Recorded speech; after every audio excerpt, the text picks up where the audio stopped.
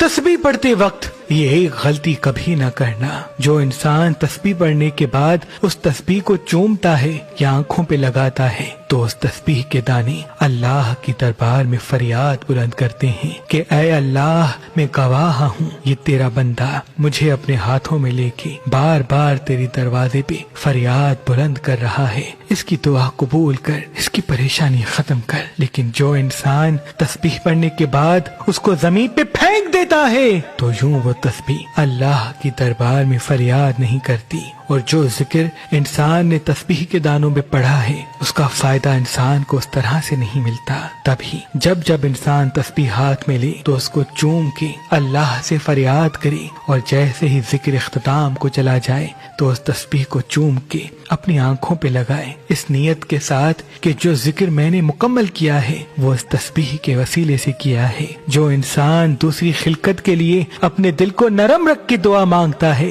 تو دوسری خلقت اس کے لیے اللہ کی دربار میں مسلسل فریاد کرتی ہے، اور دوسری مخلوقات کا کسی دوسری خلقت کے لیے دعا مانگنا دعاؤں کو غیبی دروازے سے قبولیت کا درجہ عطا کرواتا ہے۔